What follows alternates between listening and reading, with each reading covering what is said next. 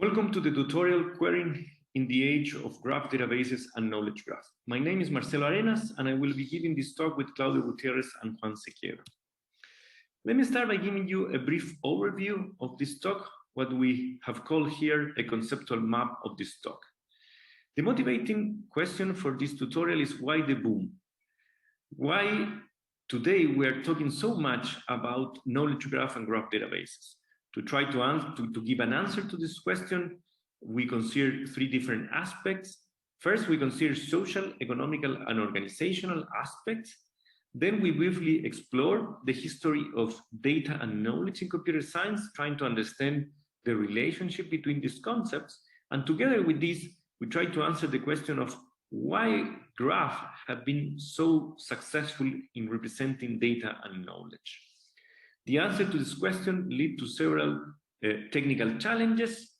For example, the challenge of constructing a data model that is appropriate for some domain, the problem of integrating different graph, data management, querying, the problem of visualization, the problem of completion and refinement, how to add missing edges from a graph or to remove wrong edges from a graph, search and exploration, reasoning, in particular when you have an ontology, different aspects related to natural language processing, in particular how to extract information from a graph by using a query language that is based on natural language, different aspects related to analytics, and how humans are part of these challenges. In this talk, we will focus on querying, in particular in what we call local queries. We have to do with the local structure of the graph, extracting nodes and edges from a graph, connectivity, which has to do with path and reasoning about them, and global properties, we have to do with properties of the entire graph. Obviously, querying has to do with data models. When you pose a query, you need to use a data model. So this is something that we will also consider in this talk. And we will also consider how humans are part of these challenges. We will conclude this talk with some takeaway messages, which are a summary of our reflection on this subject. So let's start with the first part of this tutorial, which will be given by Juan. So why are we here? Why do we see graphs everywhere? Well, let's start with the obvious. We've all been hearing about knowledge graphs from all the big tech giants. Actually, knowledge graphs was a term popularized by Google with their things not strings approach. This was back in 2012, almost 10 years ago now. And this spawned a lot of interest from industry. So we also see a lot of other big tech giants like Amazon, right? Amazon is doing their product graph, and they're using knowledge graphs to improve search and recommendation and personal assistance. And many people from this community are at Amazon and making this possible. We also see Apple using and Siri using knowledge graphs for this. We see companies like Microsoft using knowledge graphs to be able to go integrate different types of their systems. There was a paper back in, I think 2 years ago in the ACM talking about industry knowledge graphs from Microsoft, Google, Facebook, eBay, and IBM. LinkedIn has their knowledge graphs. We can keep going. Netflix, we have all these big tech giants are talking about the knowledge graphs that they have. Now, another thing that is kind of obvious to this community is that there's large knowledge graphs, starting out with DBpedia, right? DBpedia was that structured version of Wikipedia, taking the info boxes and making that graph version of it. Yago has been around also for probably 10 years, creating a large knowledge graph from like Common Sense. We have Wikidata. Wikidata was the structured version of Wikipedia that I think has been around now for 5 years, and they've been growing and growing. We have Data Commons coming from the same group that's done scheme.org. That is an open knowledge repository that combines a lot of public data sets, in particular statistical information. And in the last couple of years in the United States, the NSF has been funding these open knowledge networks with the goal of to be able to go integrate in creating knowledge graphs that are integrating different domains. Now, another thing that we cannot avoid talking about is the obvious market growth that we're seeing within an industry. Graph databases are growing. If you go to the popular ranking of DB engines, we can see that graph databases are the fastest growing database, new types of databases out there. And in addition to seeing the growth of these systems, we can the pundits and the analysts are talking about them. And I'll take a bit of a academic scientific license here to go talk showing what Gartner is saying. Gartner is saying that graphs are everywhere, and they're the number 8 trend in 2021 for data analytics. And specifically, in their latest management guide, the market guide, they're predicting that by 2025, graph technologies will be used in 80% of data analytics. Last year, it was only 10%. This is something we cannot deny. Graphs are everywhere, and they are in the real world.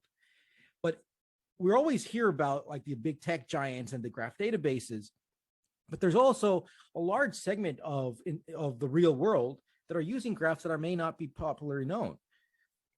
Last month, Mohammed Oster, the chief data officer of McKinsey, gave a presentation at the Knowledge Graph conference and was giving examples of several companies that he talks about, that he knows about, that are using knowledge graphs. This is just a couple of them, right? BBC uses them to go power article recommendations. Electronic Arts has their intelligent content ecosystem where they're integrating all types of data for games. United Healthcare, one of the largest insurance companies, also use them to be able to go integrate data and claiming hundreds of millions of dollars in your savings, right? There are many, many more companies out there who are using knowledge graphs internally. They just may not make any public statements about that, but this is happening every day. Now, in addition to just companies who are using knowledge graphs internally, there's an entire segment category of data companies that companies who treat data as a product and they sell the data by themselves. And all these companies are powered using knowledge graphs and graph databases. Wunderman Thompson Data, now rebranded as Choreograph, has a knowledge graph for every single person in the United States. And they're now able to go do in 12 hours what they couldn't do in 6 minutes. These are actually case studies that they've presented.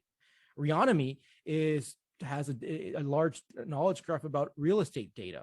Diffbot is crawling the web and making a knowledge graph just like what Google does, but to letting people have access to it. Enigma is a company that sells private small and medium business data. All of these companies, and there are many, many more who treat data as a product, they're selling their data, and they're all part of creating this using knowledge graphs.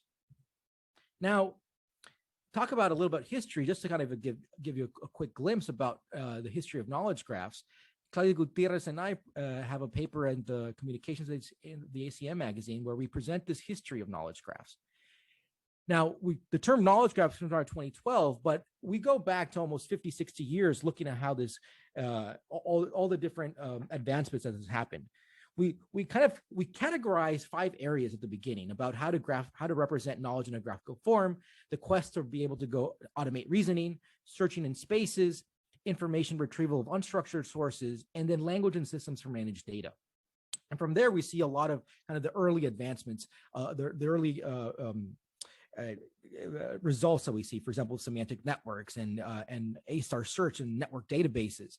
And what we see around this time, kind of in the 70s, is these 2 areas of computer science about knowledge and data. And they're their own communities who are starting to study knowledge and data as their object of study to understand how to manage it and how to go scale it. And over time, what we're seeing is how these 2 areas are starting to go integrate themselves. So in the 70s, we have things like conceptual graphs and frames. In the data side, we have relational algebra and ER and the first relational database management systems. The first workshop on logic and databases is that what tries to combine these 2 areas of logic and data. And it's particularly in this workshop, you have things like closed world assumption and negation as failure. In the 80s, you have description logics, right? You have the golden era of object-oriented databases, the Japanese 5th generation project that tries to create AI systems based on Prolog. The AI winter comes along, right by the end of the 80s and early 90s. And this spawns a lot of other work to think about methodologies on how to go create expert systems. The big thing that combines logic and data in the 90s is deductive databases and the start of Datalog. A lot of work on data integration happens because of the web. In the 2000s, we see the uprise of the semantic web with all these standards, but then big data becomes the big thing. MapReduce, Bigtable, which leads to all this NoSQL and graph databases. And this is just a very quick glimpse of what has happened, of all the different results that have happened in the last 50 years that has taken us to this quest of integrating knowledge and data at scale, to this thing that we're calling today knowledge graphs. So on a third aspect I want to talk about is, how is the academic community looking into knowledge graphs? So we did a very, very quick preliminary analysis, nothing very scientific, just to kind of understand a glimpse of what is going on. And we looked at all the data from DBLP, and we just looked at the titles of papers. And we looked at the titles of the papers in DBLP that have the word SPARQL, RDF, property graph, knowledge graph, and graph databases. Other means that there was a combination of these words. And what we can see is a steady increase of the quantity of papers being published about all these terms that we're connecting to knowledge graphs. What's interesting, as you can see, is that the blue, which means knowledge graph, starts to grow right after 2012. The orange, which is RDF, continues to be very stable. Just sharing here observations about this. Now, another thing that we were looking into is, where were these papers published and what venues? And we were looking at all these papers by semantic web venues, AI ML venues, database venues, and archive. Now, what we're seeing here is that, first of all, there's a very long tail, which is that top orange line that we're seeing. But if we take the long tail out, we see that there is a kind of a steady publications, higher publications in the semantic web community, not surprising. We see very flat kind of yellow, which is in the database community, which is the lowest. And what we see around 2017 is starting this increase on papers of these knowledge graph related papers being published in AI venues, and also kind of an increment in, on archive.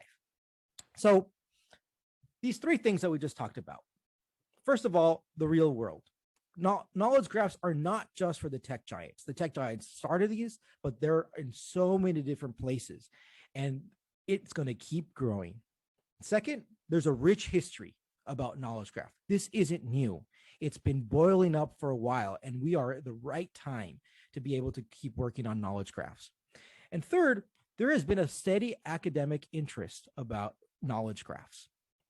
And with that, I'm going to pass it to my colleague Claudio, who's going to go talk about more of graph knowledge and all the mathematical structures and how all of this is combined.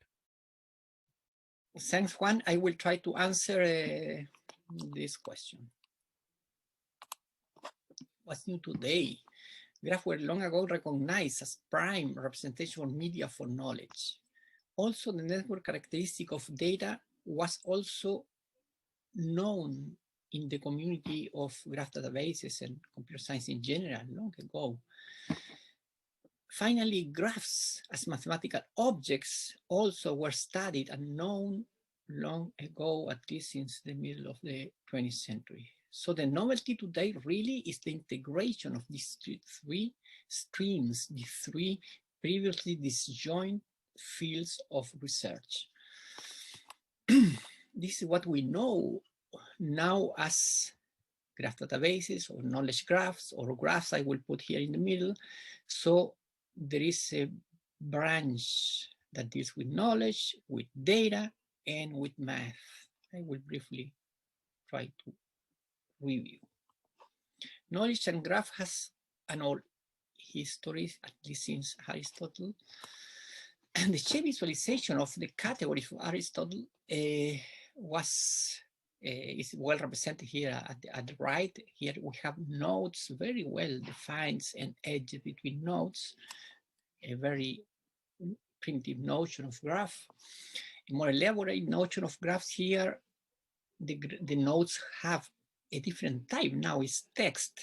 Also, there are connections here between the leaves, and there are labels attached to edges.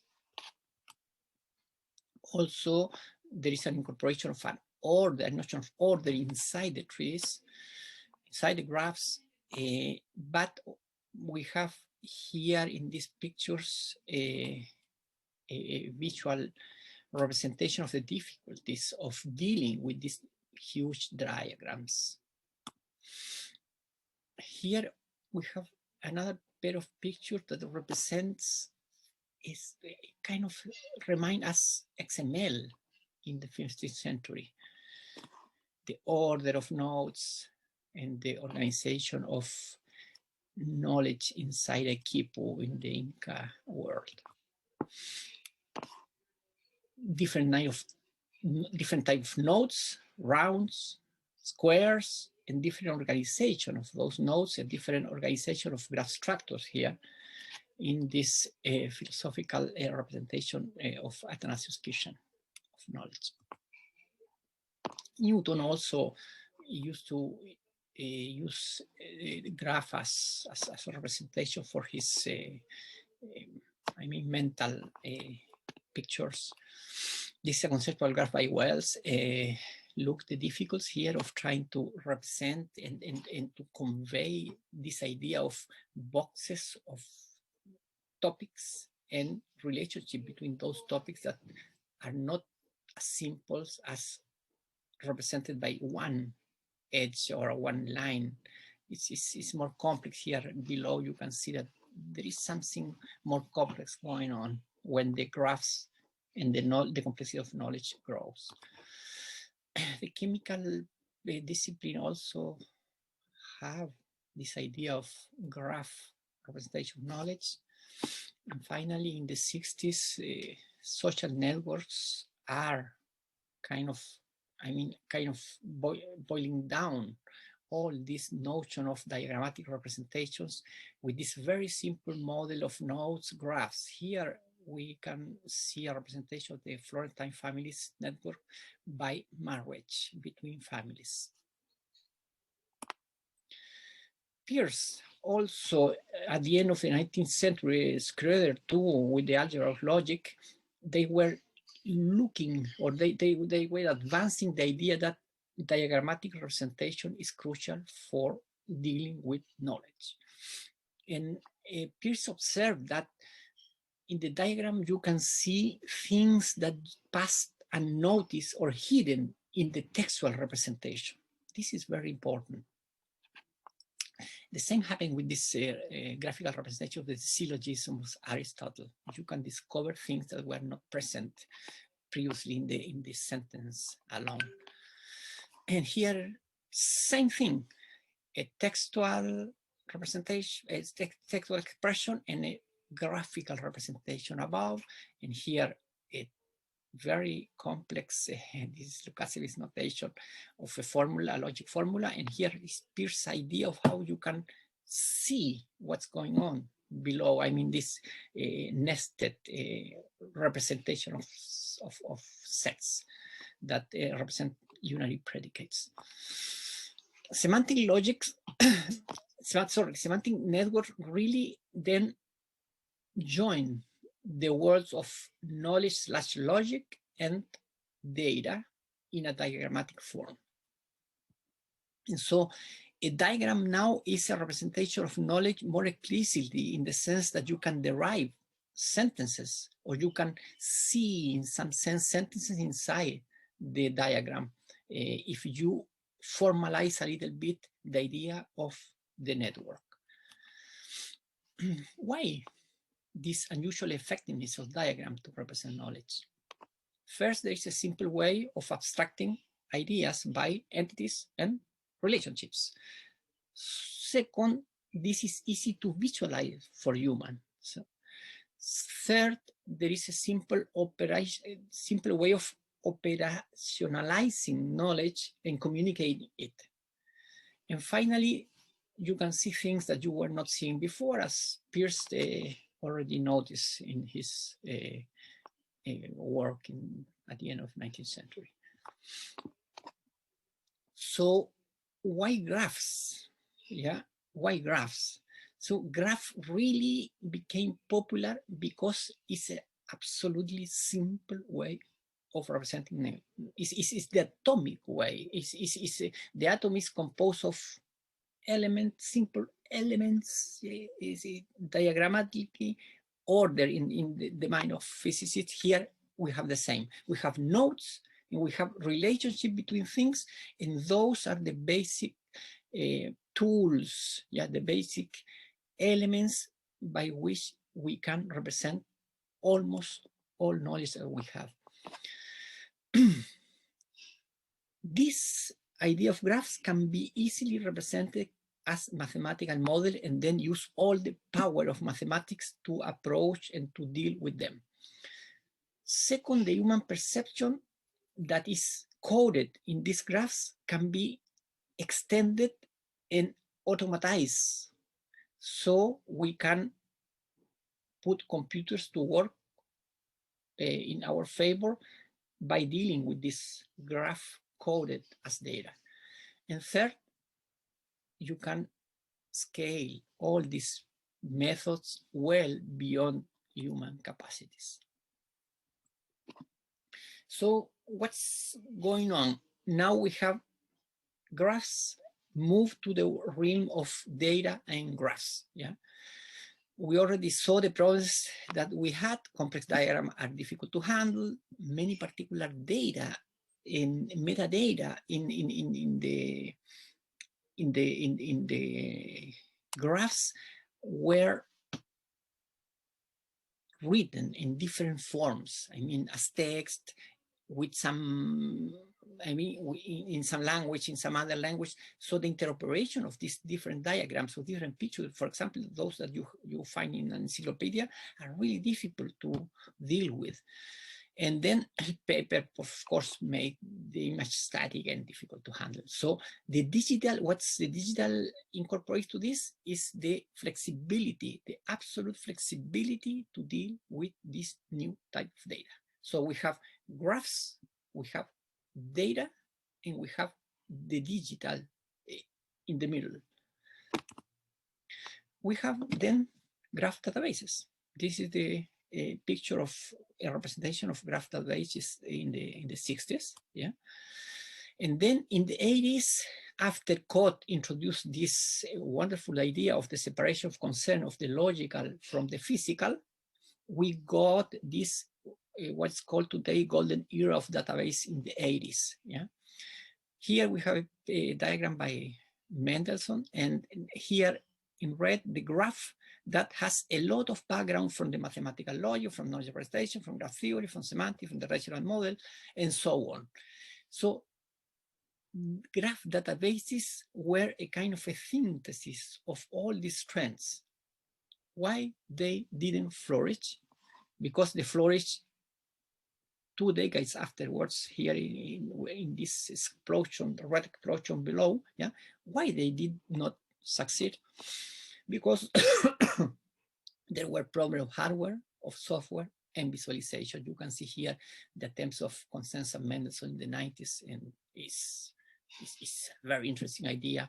I mean, mathematically, it's very well founded, but it's a mess. And we didn't have the good hardware and software to scale it at levels that we need. Why? Because we need millions of nodes and edges. Yeah? We also need versatile visualization software that we didn't have. And then we needed to incorporate, and now overall, we need to incorporate multimedia, that is images, sound, and video as nodes and the relationship between them. How to deal with that? In fact, we can see that this last part, this incorporation of multimedia, is one of the key trends that makes the jump, at least in name, from what is called graph databases to knowledge graphs. But essentially, we're talking about the same thing. I mean, the visualization of knowledge by means of graph data. What's preserved? The simplicity of the representation, nodes and links. That's the very essence, independent of if nodes are complicated, different type of edges, but nodes is very basic.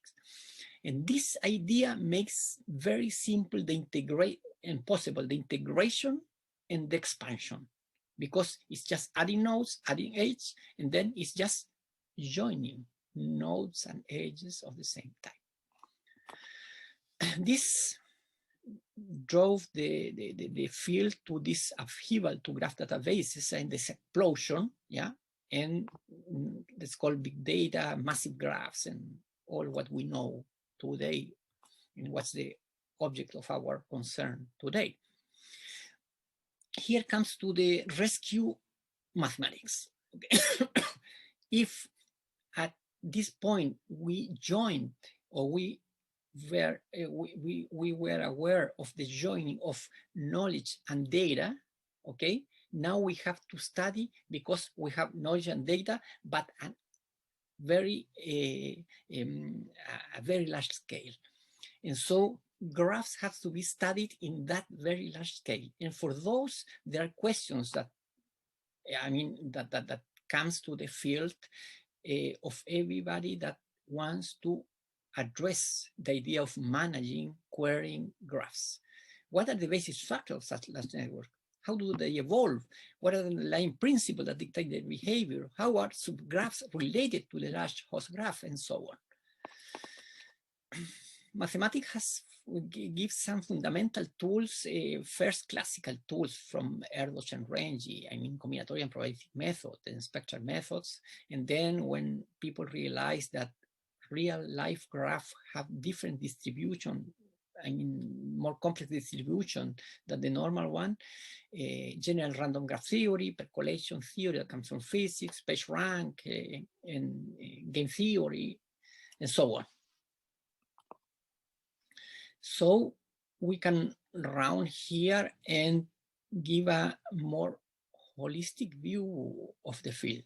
So mathematical not only bring tools, but brings a way of conceptualizing things. And here the geometry of the local global is of help. How to deal with this, I mean, variety of properties that graphs have. Okay, first, graphs, I mean, very large graphs can be dealt with in a geometrical form. At the locally, we have nodes and we have edges and some small, very small neighborhoods. This is, I mean, a graph is a union, almost infinite union of these things, okay? So when you look at the union of those things as a whole, you have the global property of the graph, the emergent properties of joining all these pieces together. The idea of this piece together is the local, and in the middle, when you take two locals at certain distance, yeah, you have the notion of connectivity that links them together. That is a very, I mean, very interesting idea in graph theory that is introduced here. So we have these three big fields, and this gives a very nice, I mean, frame for studying how to address graphs, how to query graph, and that's what Marcelo is going to tell you in what follows. In this part of the tutorial, we will try to answer the questions of what are new challenges and what are new techniques. You should keep in mind that we are not trying to provide an exhaustive list. We are just trying to identify new challenges and techniques that could be of interest for the database community. So as Claudio mentioned in the previous part of the tutorial, we will consider local properties, connectivity properties, and global properties. In the case of local properties, which have to do with the local structure of the graph, we will consider the old problem of extracting nodes from a graph, but we will mention a recently established connection between first-order logic and graph neural networks. In the case of connectivity properties, which have to do with path and reasoning about them, we will consider the problem of uniformly generating them, and we will also briefly mention this idea of having path as first-class citizens in query languages. And finally, in the case of global properties, which have to do with the entire structure of a graph, we will consider the problem of explainable AI and the search of declarative language for interpretability. So let me start by considering this old problem of extracting nodes from a graph. In our running examples, we will use a notation n sub I to represent node identifiers. For example, in this case, where I'm saying that n3 is a node identifier. We use notation e sub I for edge identifiers. For example, we are saying that in this case that E2, it's it's an edge identifier. We have nodes with labels infected, pass, person, and company. And we have edges with labels writes, friend of, and works at. And we use these labels to represent different relationships between nodes. So for example, we can say that, in this case, we're saying that N1 is a person who is a friend of a person N2. We're saying that N2 is a person who works at N4, which has labeled company. So N4 is an identifier for a company. And we can also say here that a person writes a bus. So in this case, we are saying that N5 writes the bus with identifier N6. In our running example, we are defining different notions of close contact for an infection disease. And we are trying to identify people who could be at risk. So for example, in the case of this regular expression, what we are doing is the following. And let me introduce the notation also for regular expression. We use a question mark the question mark here to indicate that we are looking for a node with a label, in this case with label person. We are using, in this case, the labeled rights without the question mark to indicate that rights is the label for an edge. And well, in this case, we are using again the question mark to indicate that bus is the label for a node. And so in the first part of this regular expression, what we are saying is that we are looking for a person who is connected with the bus by means of an edge with labeled rights. And we also use here this usual notation minus to indicate that we have to traverse an edge in the opposite direction. So what we are saying here is that we are looking for a bus who is connected with the node with label infected by means of an edge with labeled rights. But we are also saying that we have to traverse this edge in the opposite direction. So here in yellow, we are showing a path that satisfies this regular expression. And what we are saying is that, well, person is connected with bus by means of this edge with label rights. So this is the first part of this regular expression. And then we are saying that bus is connected with the node with label infected by means of an edge with labels rights. But we are saying that we have to traverse this edge in the opposite direction. So let me also consider an old idea in the database area, which is the idea of using perceived logic as a query language. In this case, we use binary relations to store nodes and the labels of these nodes. So for example, person, it's a unary relation. And we use, when we say that X belongs to this unary relation, we are saying that X is a node with label person. We use binary relations to represent edges. In this case, we are saying that we use rights in this case, which is a binary relation to represent edges with label rights. So in this particular case, we're saying that X and Y are nodes which are connected by means of an edge with label rights. And then we use the different connectives and quantifiers to construct a query. So in this particular case, we are saying that X should be of type person, and this X should be connected with some Y. So that's why we have an existential quantifier here by means of an edge with label rise.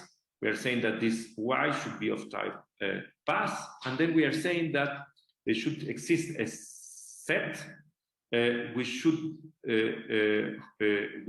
be connected with Y by means of an edge with label rise, and that the label of this set should be infected. Yeah. So this query represents the regular expression in the previous slide.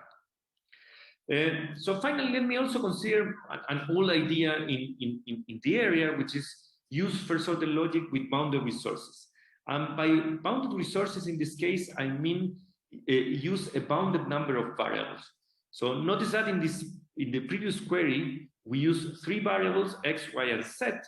But notice that this set here, actually, the only thing that we are saying about this variable is that it should be connected with y, and it should be, the label of this set should be infected.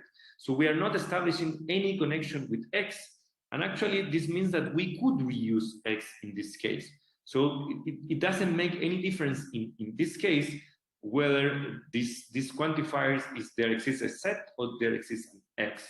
And if we use the quantifier there exists an x, we are not creating any confusion with this variable x here, that in yellow, which is the variable that we are trying to return by using this query.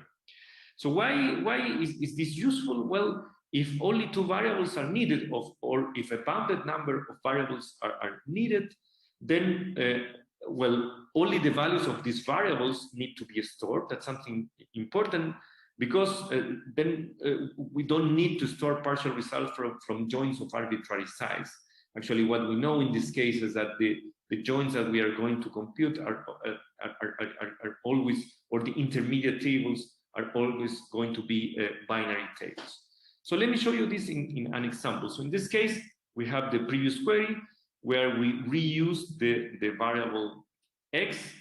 Notice that what we have here is the different tables, which are the answers for the different atomic queries that we have here. So for example, person x, and here we have the answer, and we explicitly mention the variable that is used in this atomic query. So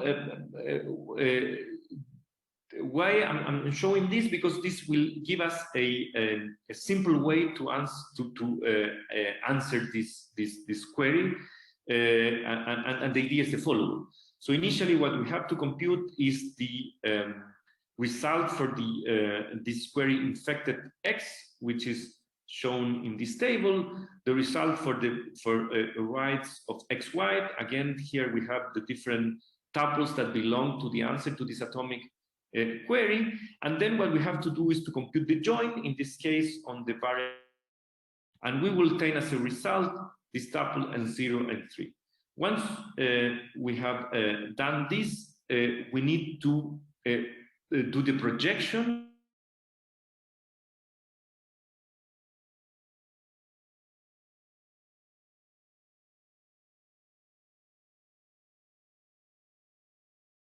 Not needed, actually, so we just need the value of the variable y, which in this case is going to be used to restrict, the rest of the query. So what we have to do here is to compute the join between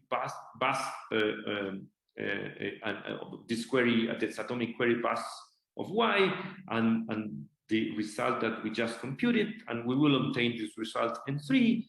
Then again, we have to do the join, in this case, on the variable y, and we will obtain this table here with tuples and 0 and 3 and 1 and 3.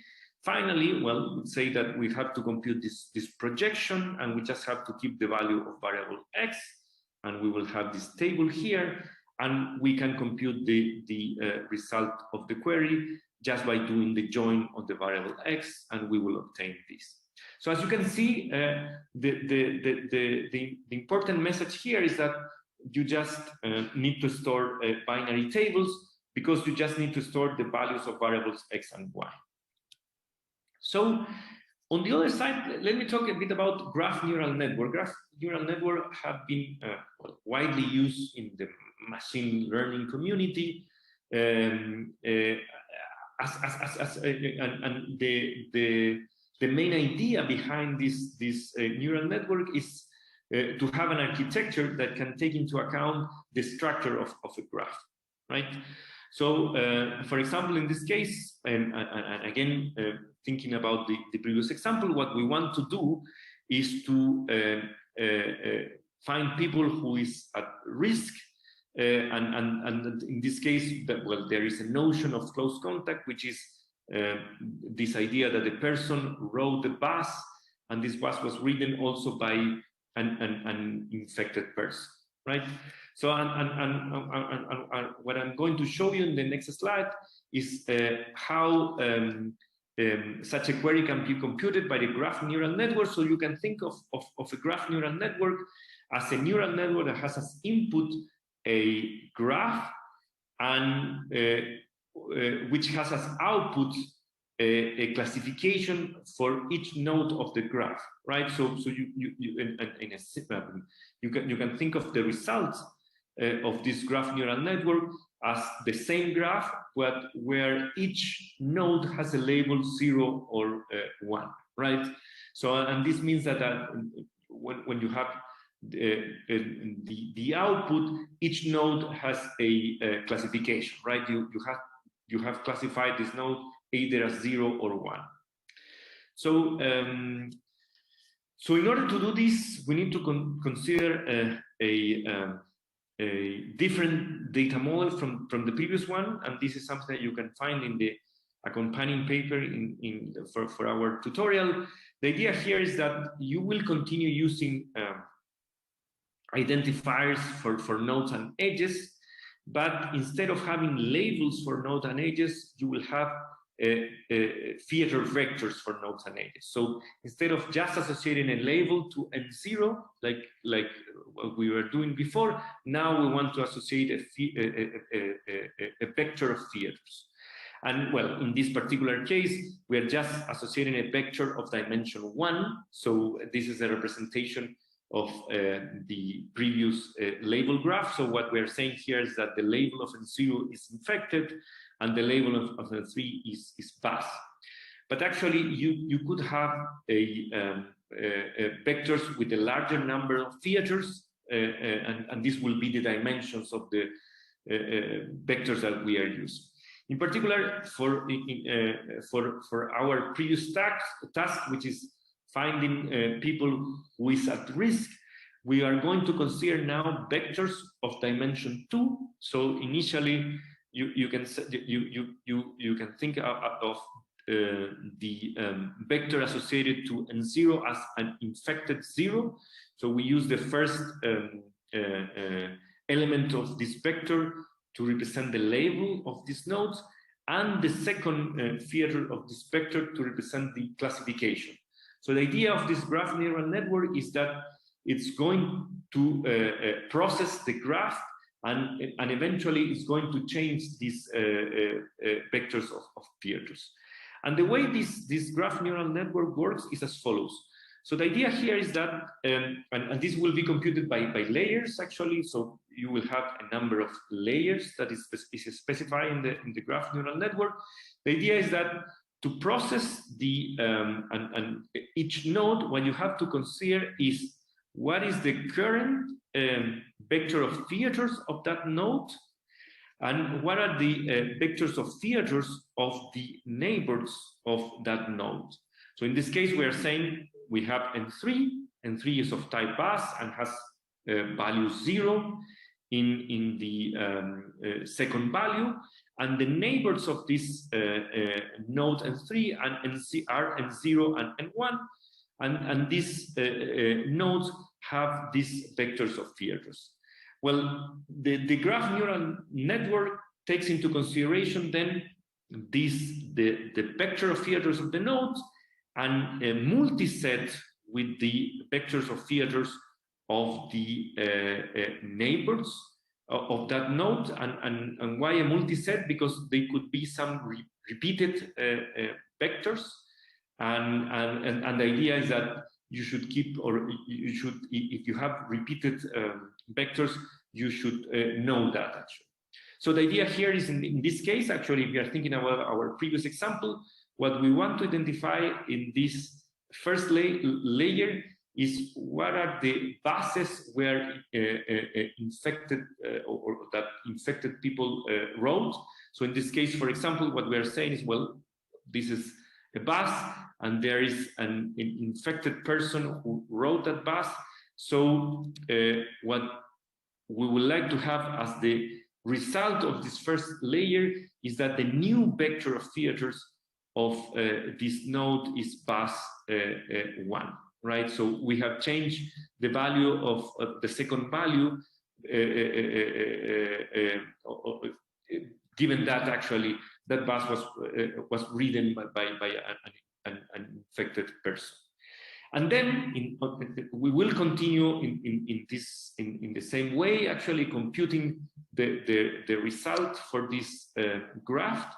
And in the second layer, what we want to do, again, always what we are doing when we are processing a node is to consider its vector of theaters and the vector of theaters of its neighbors. So in this case, we have N1, which has this vector of theaters, is a person with label 0 in the as its second value, and the second value of the vector of theaters, and in its the neighbors of these nodes have vectors of theater bus 1 and bus 0. And notice here again that well, in this case we have two different vectors, so the computation depends on this the vectors that we have here. But again, if we have repeated vectors, we should keep the copies. I mean each copy for these repeated vectors. So in this case, what we are trying to do in this layer is to say that, well, if a person wrote a bus which has value 1 in the second theater, then that person is at risk, because we know that this value 1 indicates that an infected person wrote that bus. So the result of this layer will be a person, in this case, for the node N1, and we have to do this for each node. The result then will be a vector of theater that has value person in its first component and value 1 in its second component. So then the computation will continue in this way for a fixed number of layers. And actually here we can define in a more precise way what is the architecture of graph neural networks. What we have is a vector U, which is the vector of theater of node U at layer I,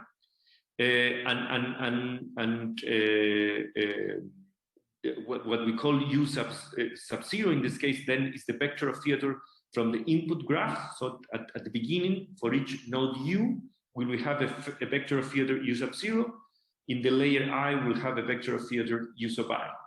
And how do you compute this vector of theaters? Well, in the layer I plus 1, the way to compute this is exactly as we described before. What you have to do is you have to consider all these, which are neighbors of U in G. You have to consider the vectors of theaters of these neighbors, what we call at layer I. So this is what we call V I. And then you have to apply some aggregate function. And notice that here we're using the multi-set notation because we will keep the duplicates, and you define an aggregate function, which could be a function, for example, that could be a linear function, for example. I mean, there are different ways to define this, but the idea is that you take all these vectors of theaters from the neighbors and you compute this aggregate function. And finally, you combine these with the vectors of theaters of node U at layer I. And you compute with this actually the new vectors of theaters for this node U, in this case at layer I plus 1. And finally, when you define this architecture, if you have k layers, then you have to say at the end actually, so once you have computed the layer k and you have this vector uk, right, which is the vector of theaters in the last layer for each node, you have a classification function, right, which is going to say what should be the result. So for example, in our previous example, assume that we have 2 layers, so we are representing this regular expression in our running example. So once we finish processing this graph, what we obtain is these vectors of theaters. So for example, for N3, we obtain the vector of theater bus 1. And the idea here is that the classification function, what it says is that you have to take each vector of theaters And what you are saying is that what we have to classify as one is the vectors of the form person one. So because we are looking for these people who is at risk. So what we're saying is that in the first component, we should have person, and in the second component, we should have value one. So the nodes whose vector of theaters it's of this form, person one, this will be classified as one. And all the other vectors of theaters, in particular person zero or infected zero, infected one, bus zero, 1, 1, all the others will be classified as zero. So in this case, the only node that will be classified as one is N1, which is exactly, and the rest will be classified as zero, which is exactly the same answer that you obtain by using this regular expression and the first order query that I showed you in the previous slides. So the idea here is that the question is, how are the previous paradigms related, right? What I show you is an example, right, of a regular expression and then a graph neural network that computed exactly the same answer, right? When we are thinking of a graph neural network as a query, right? And the interesting idea, and this is a new idea, is that there is a graph isomorphism test that has been used for a while, actually, which is this Westphiler-Lehmann test that actually established the connection between these two paradigms. And actually, this tells you actually that there are two alternative points of view. I mean, first of the logic is a declarative language with a well-known studied inference mechanism. On the one side, we establish this connection, and on the other side, graph neural networks are a popular classification paradigm with a growing number of algorithms and techniques to learn and implement them. So we have, if we establish a connection between these two paradigms, actually, we can take advantage of these characteristics of these models.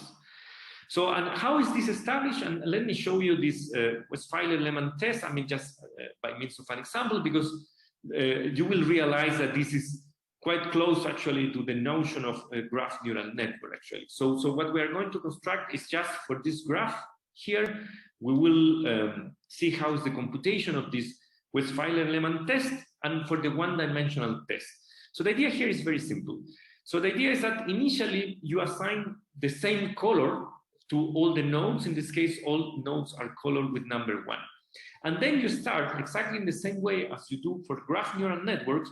You start looking at the neighbors of a node, and you use that to assign new colors to the different nodes. Essentially, what you are saying is that, well, you have to see, I mean, for example, how many neighbors a node has, and then you will have, if a node has 2 neighbors and another node has 3 neighbors, then you should say that these nodes are of different types, right? They have different numbers of connections. And again, you can do this recursively, and you can say, well, if this node is connected with a node of this type, and that node is connected with a node of different type, then you should say that these nodes are different. This is essentially the idea behind this Westphiler-Lehmann test. So let me show you how it works. Essentially, the idea here is that you compute the type in the same way that you do for graph neural network for each node. For example, in this case, you are saying the color of this node is 1. And here you use a multiset to indicate that what you have as neighbors are 2 nodes with number 1, right?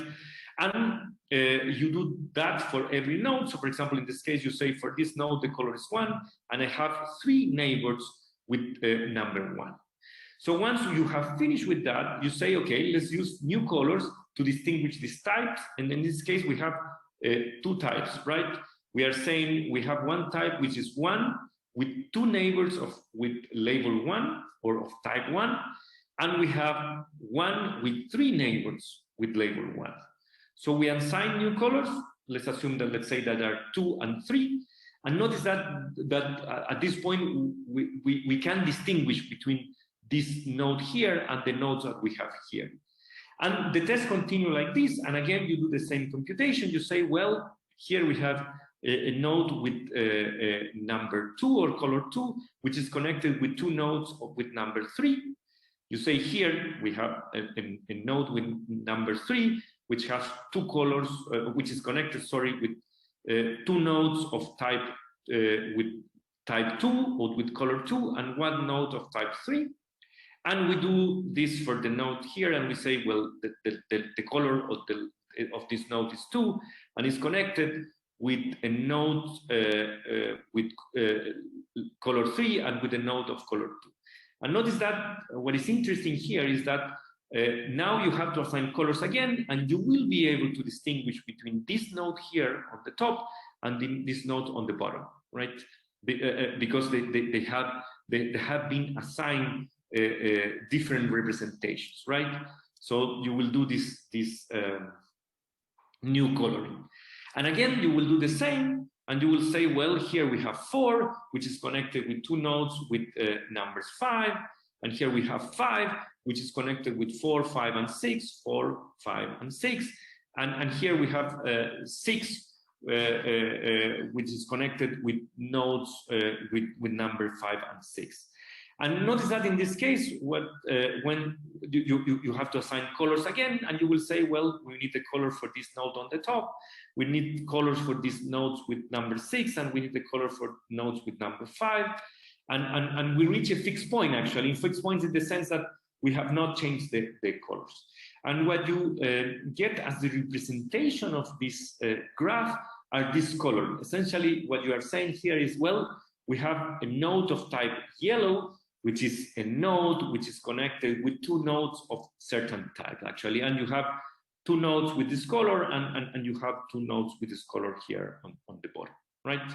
So this is, I mean, if you think about it, actually, this is quite similar to what you do in a graph neural net. So, and the idea here is that the Westpheiler-Lehmann test can be considered as a heuristic to verify whether 2 graphs are isomorphic. I mean, it's not, I mean, it's a polynomial time algorithm, right? But there are no polynomial times or not known polynomial times for graph isomorphism. This is heuristic. What we know is that it could be the case that 2 graphs are isomorphic, but once you compute their types, actually they look exactly the same. But it's a very good heuristic. It allows us to distinguish between many graphs that are not isomorphic, and we have theoretical guarantees. But what is interesting in this case, actually, is that really this is the bridge between declarative query language in graph databases and graph neural network used in machine learning. In particular, this is a result from 2019, and what this result says is that, well, that if this Westpheiler-Lehmann test assign the same color to U and B in a graph, then every graph neural network, which is what we mentioned here, is an aggregate combined, which is the architecture that I just showed you. I mean, with the aggregate and combined function, classifies U and B in the same way on input G, right? And this result is used to establish this connection. And why is the reason? Because also, I mean, it was known from a result from 1992 that this Westpheiler-Lehmann test is connected with first-order logic, and is connected with first-order logic or with a fragment of first-order logic that is related to what we saw before. And I use this notation. I mean, the details are really not that important, but the notation here, FOC2, 2 means that when you are using just 2 variables, exactly as we saw before. So the query that we saw before is in this fragment. We are using reusing the variable x in this case.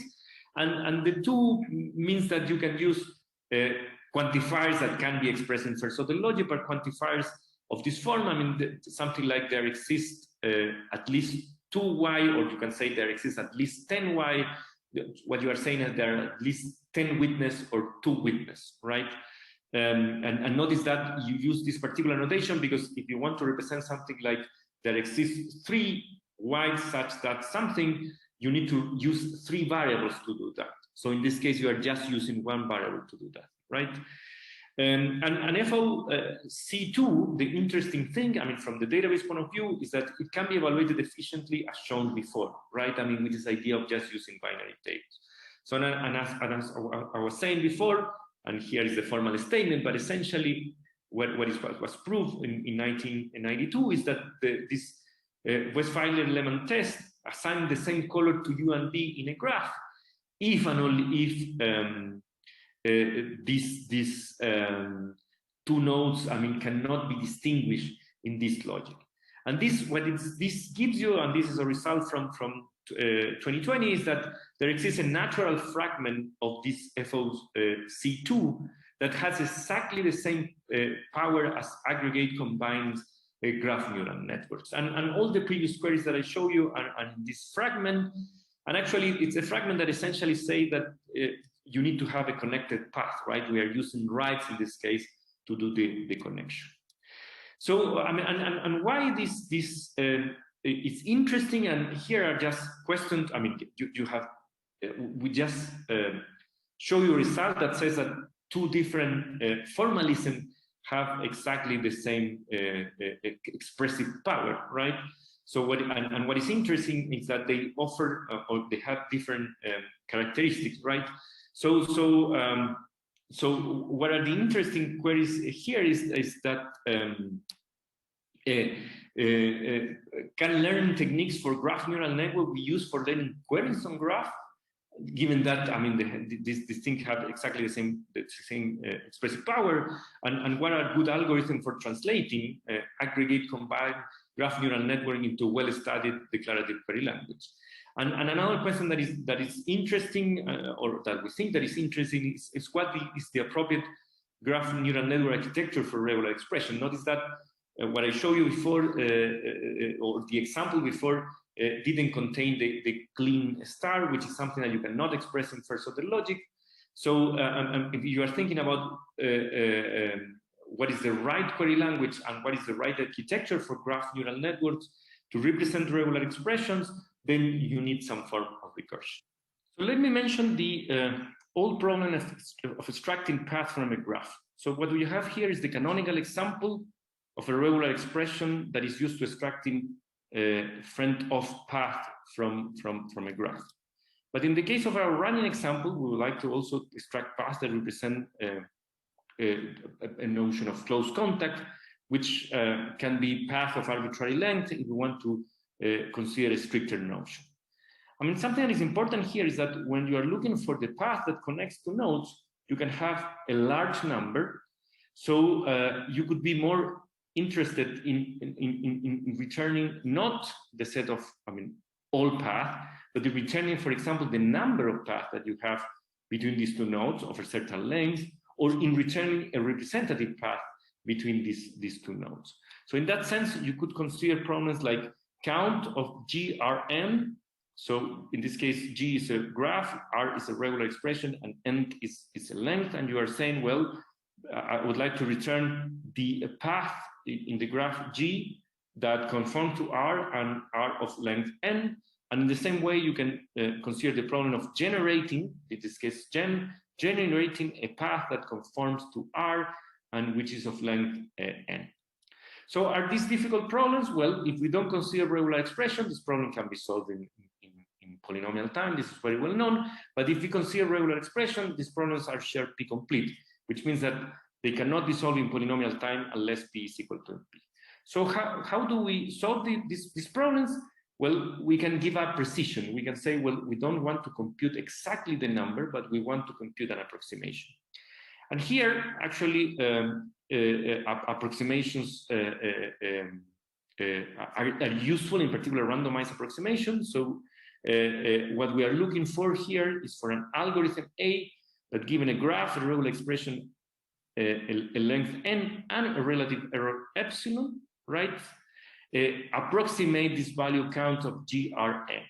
And something that is very important is that this algorithm should run in time polynomial in the size of G, in the size of R, N, and 1 divided by epsilon. And if this is the case, that's what we call a fully polynomial time randomized,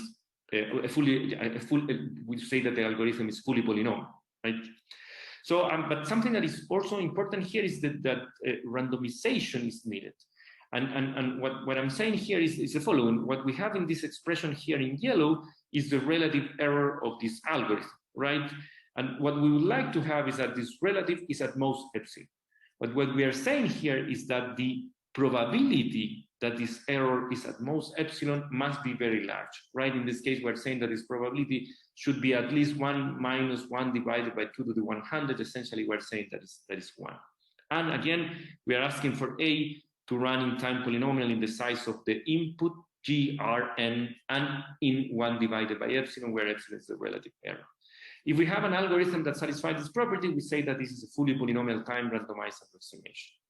And in a result obtained in 2019, we showed that there exists a fully polynomial time randomized approximation scheme for count, which means that we can approximate this value.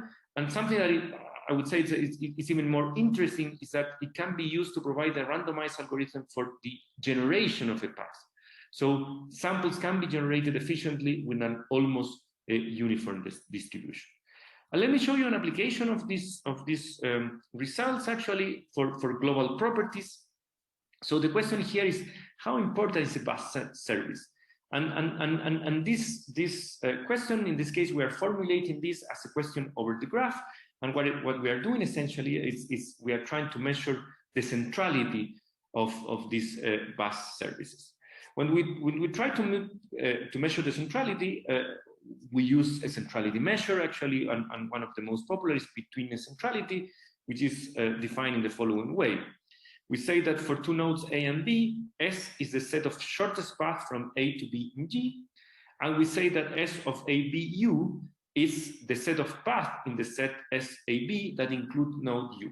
So essentially what we are saying is we're looking for the set of shortest path from A to B that goes through this node U. And then the between the centrality of this node U is defined as, well, we do the summation for every pair of distinct nodes AB, such that, well, A and B are different from U, of this value here. And this value here essentially says, well, what is the ratio of shortest path from A to B that goes through U? And something important here is that between centrality can be computed in polynomial time. But then something to consider is, well, that not all shortest paths actually are relevant when you are measuring the centrality of a node, in particular if you have a label graph, right?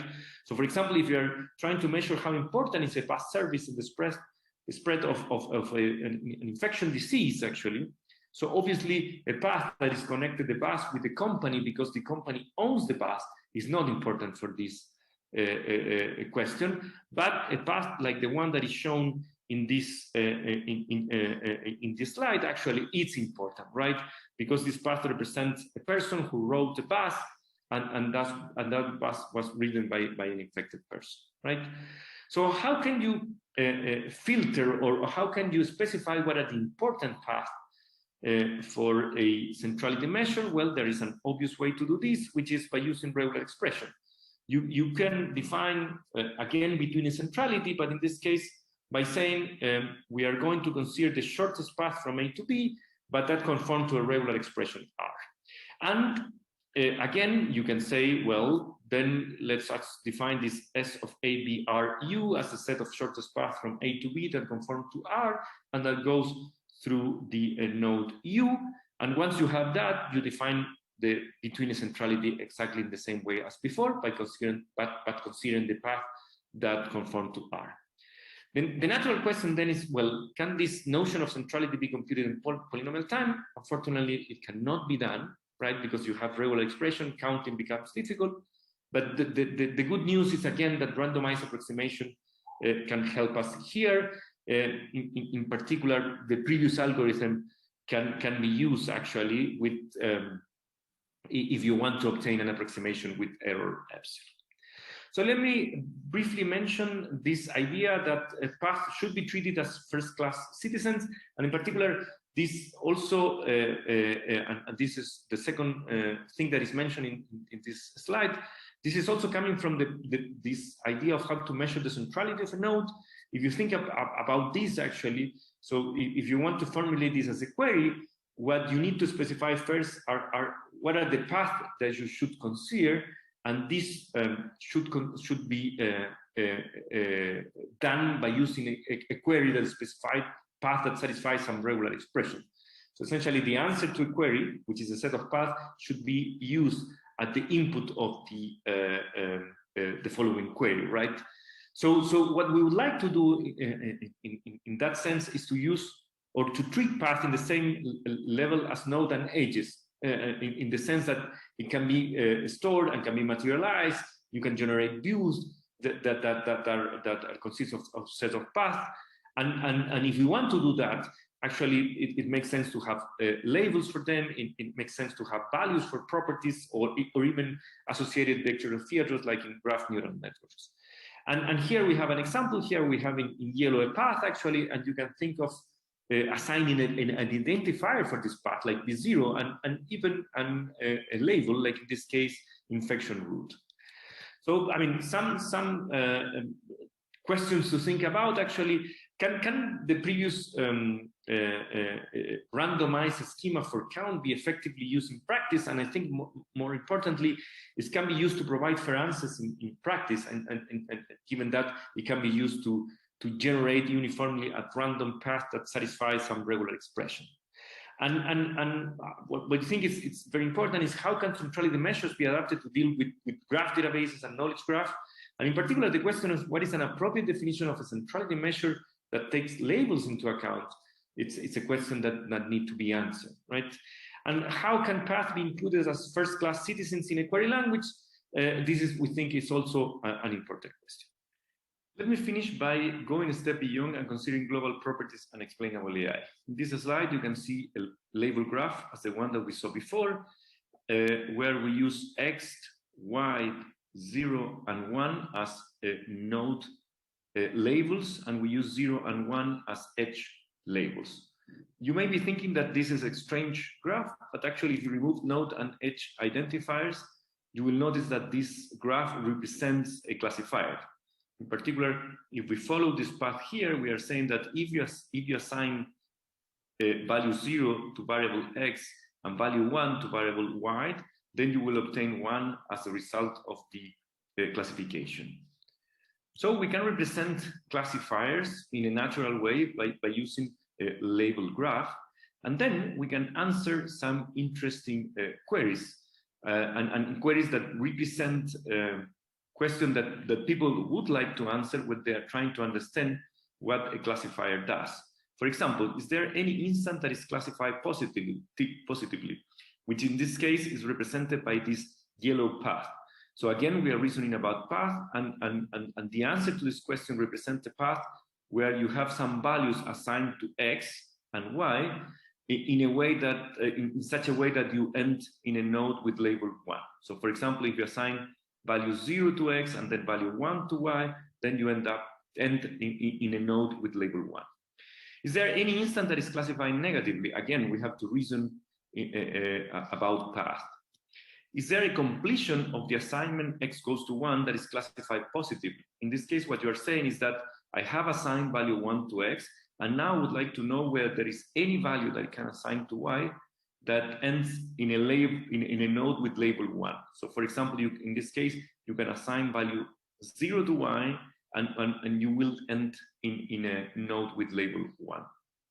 And you can pose other queries that are of interest for people that is trying to understand how a classifier works. For example, are all the completions of the assignment X goes to 1 classified positively? So what you are saying is that if we assign value 1 to X, then is it true that no matter what value assigned to Y, I will obtain 1 as the value of the classification process? So essentially what you're saying is that X goes to 1 is a sufficient reason for the positive value, right? No matter what value I assign to Y, I will obtain the same classification. And you can post more complicated queries that are of interest for people trying to understand how a model works. For example, given an instant classified positively, what is a sufficient reason for it? like in the previous example, we could discover that, for example, if you assign value 1 to x, this is enough to obtain a positive classification, no matter what value you assign to y.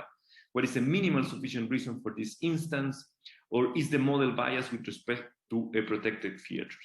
So some questions to think about. How can a declarative language for model interpretability be defined? So the idea here is that we would like to define a declarative language where all the previous queries can be expressed, and we can express other queries that are also for interest or are also interesting for people that is trying to understand how a model works. And can such a language be based on path expression, like in the previous example? We had to reason about some path. And how can such expression be combined with quantifiers? Actually, when we were thinking whether something is a sufficient reason, we have to use a universal quantifier. So we were saying, once we have assigned value 1 to x, then for every value of y, we will obtain a positive classification. And finally, can such a language be evaluated efficiently? And this is a very interesting question for our community, because this really depends on the structure of the underlying graph. And this is something that we have considered many times in our community, and whether we can evaluate a query efficiently depending on what is the structure of this of the graph. So this concludes this part of the tutorial, and Juan, we'll talk now about how humans are part of all these challenges. So up to now, we have gone through all these technical challenges. So we ask ourselves, is that it? Should we just be focusing on these technical challenges? Well, we have not touched a lot of other topics. These are just a handful of ones that we're aware of, right? Visualizations, having humans and visualizations of graphs. There's actually an upcoming Dijkstol seminar. Hopefully it's going to take place in person next January. There's the all HCI meets graph databases and graph query languages. We haven't even touched anything about storing and infrastructures of graphs. But then we actually have to go look at what's being done in the real world, in the enterprise, and what are the open problems over there, which additional problems are about governance and ethical issues. So the message here is that querying knowledge graphs and graph databases, this isn't just a formal or technical topic. It involves a lot of other aspects, and we are just scratching the surface here. An important reminder is that with the popularity and this interest right now of humans in the loop, is that humans have always been in the loop. Now, if we look at this context, right, we have the web and Moore's law. There's this trend of big data, and the needs in organizations were that they needed to go harness and collect all of this big data that was occurring. So what happened with the technology is that all these commodity distributed platforms came around, right? Hadoop, it became a commodity. Now, this was the context. This is the technology came out. Now, the role, the people that we see when in organizations are the data engineers. We saw the rise of the data engineers in the late 2000s. And from there, big data grew. And we have all this great computation, so much computation, the GPU, and this started the AI revolution. Why? Because we finally had a lot of data, and we had the technology, commodity computing platforms to be able to go do stuff with all that big data. And that's where we see all of this machine learning being commoditized, right? TensorFlow and all these things came out. And what did that enable is this new role that we now take for granted, which is the data scientist, which is actually just became a thing around early 2010s. So now what we're seeing is this AI revolution and everything being the cloud. And all organizations are thinking about being data-driven, and they have to have the digital transformation. And now the need is that, wait, we can already collect and manage data. We already need to go extract value out of all that data. But we still are not there on how we can rely the data. How much can we trust the data? And the technologies that we're seeing right now are about how to be able to go manage all this data at a large scale. I'm seeing all these data wrangling tools and systems, these data catalogs, and now knowledge graphs. So the question is, what is that next role? our position is that this next role is what we're calling the knowledge scientist, which can be seen, frankly, as the knowledge engineer 2.0. If we go back to history, remember this was the roles of that happened in the early 90s around expert systems. I think we're going to receive this role again. Now, the question is, how is this role going to fit with all these other technologies and within the organization and with other people? If you want to see more about this, we invite you to go take a look at knowledgescientist.org. Now, it's important that we're talking about people is that data is a team sport. Now we're talking about data engineers, data scientists. We're talking about knowledge scientists. How are all these roles and these people going to be working together, right? This is what we need to start thinking about within the community. Additionally, the most important thing about data isn't the data itself. We really need to start thinking about how these people, and we're going to start documenting data, right? We're not such a big fan. We don't get excited about documenting data, but actually the most important thing isn't about data, but it's actually the code that generates the data and how we go manage this, right? Thinking about provenance and lineage. These are the important things that we're seeing coming next. Now, if we do this analogy with software engineering and software development, they're all agile methodologies around to develop software. We need to be able to bring these things into data and how to go manage data. And finally, we peer review papers, we peer review code. We need to peer review the data. So if we think about this, there's all these different aspects that are going to take data to the next level. And the data management community are at the center and be able can think about all the ways of how we can combine people, the processes, and the technology. Here's an example. For example, we've worked on this methodology to be able to go create these knowledge graphs in an iterative approach. And you have these, what you really want to think about is how to define success. How do I know that I'm actually generating data that's actually being useful and meaningful that people can actually rely on? So within organizations, you can say, well, there's sort of business questions that need to be answered. There's a first phase about understanding and capturing the knowledge within that, and want to be able to generate reports about what has been learned and have this peer reviewed.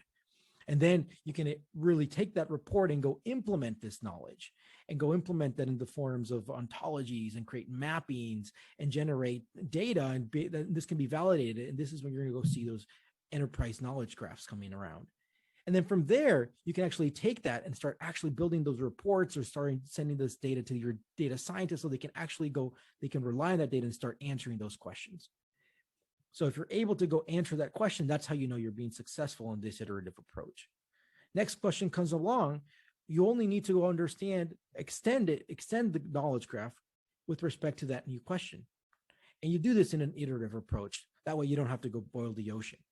The point here is that we need to start thinking more about how we need to combine people and technology together. And this is where the processes comes in and thinking about methodologies. Here we have references for everybody to look at, which all these slides will be available right after the talk. So, takeaways. If there's one thing we want you to remember, is that graphs are not just another data model. This isn't something that has just become popular in the last 10 years. Graphs have always been here, and they are not going away. They have, even though the relational model really took over the world in the 70s, 80s, the graphs have always been there, They've come and gone, So they're never going to go away. But we believe this is the right time. We are really lucky to be here in this moment to think about how we can really take advantage of graphs and everything that we have learned over the last 50, 60 years. And knowledge graphs are more than just graph databases. This is thinking about how to go integrate knowledge and data at scale. And in this tutorial, we are just scratching the surface. It's very exciting to see results from different areas getting connected, as we talked about the connection between graph neural networks and graph query languages. And there's these huge opportunities. For example, how we can combine a declarative language for interpretability and how that can be used to go be able to achieve explainable AI. Finally, computing is just approaching this fine line that separates technology from humans. And this is a call for arms on all of us to really reach out and go learn from other disciplines. We can't expect the other disciplines from social sciences, from HCI to come to us. We really need to take that bold step and go out and explain what we're doing, how we see the world, and see how we can go work together. And with that, thank you very much.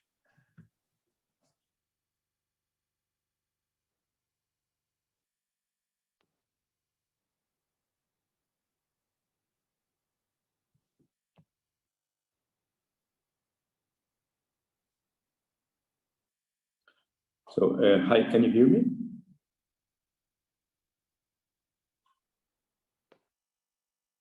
Yes. Oh, okay, so we will be happy to answer any questions from the audience. Yeah.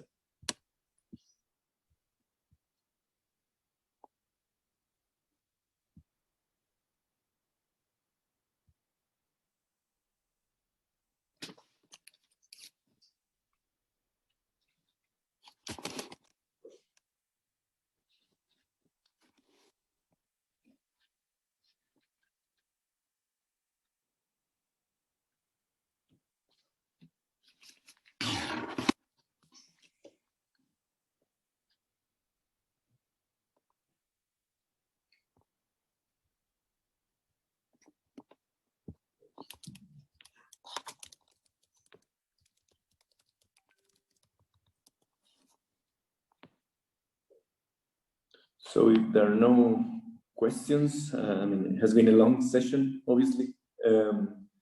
So, I mean, if you have any questions, please send us an email to any of us, actually, and we will be happy to discuss, I mean, the different ideas that were presented in this tutorial.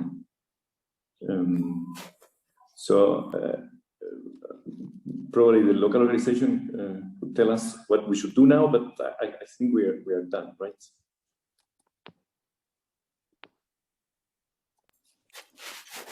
I have a question. Ah, oui, yeah, sorry, I didn't notice that. I didn't notice that you raised your hand. Sorry. This is just about a technicality of something that you said. So you were talking at some point about counting, right? And about counting paths in graphs for this between the centrality and all these notions. And one of the questions you had on your slide was about making this making the FPRAS practical. Yeah. Right. Yes. So I was wondering, how do you see the balance between? So let's take the question of either making the FPRAS practical versus taking the regular expression and making the regular expression, let's say, unambiguous or deterministic, and then doing counting on the product graph or something like that. Wouldn't this be an alternative that could actually work in practice, or am I missing something here? Yeah, I think, I mean, this is a good alternative. So we have been working on this algorithm, and in the new version of the algorithm that we have in the, it's an archived version. It's a journal. I mean, it's under revision in a journal. I mean, the complexity is lower, and we think that there is a way to implement this algorithm that in such a way that could be used in practice. But you are right, actually, that probably the best way to implement this is first to consider the type of regular expressions that are used in practice. Try to come up with better algorithms depending on the type of this regular expression. For example, if they're unambiguous, as you were saying, actually, and you can construct an automaton for this expression, right, more efficiently. And then, just for the cases where you don't have such a structure and where you don't have a type for which you know that you can construct this automaton efficiently, then you can use the algorithm, right? But I agree with you, actually. In practice, usually you see that people don't use very complicated regular expressions, right? So it could be a much better alternative to first check what is the type of the regular expression, and then use that type to construct more efficient algorithms, right? Yeah. Yes, yeah, indeed. But of course, what I'm saying is worst case exponential, right? So yeah, I fully understand that you also want an approach that has some polynomial time guarantees. Yeah. Yeah, exactly. I mean, Yeah. It's like saying, okay, first you check all these cases where you know that you will be able to construct a very efficient algorithm, and then in the worst case, you go for this algorithm that still actually has a polynomial time guarantee. Right? Yeah. Thanks.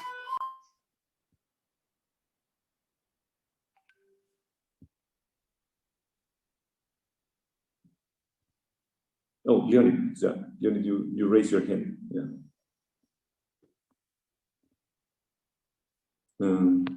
So unmute. Okay, so it should. Yeah. Marcelo, you hear me now, right? Yeah, I can hear you. Yeah. How important is this benchmark of polynomial time? You were just talking about polynomial time. Do we really care about polynomial time? Oh, you mean when doing this sampling?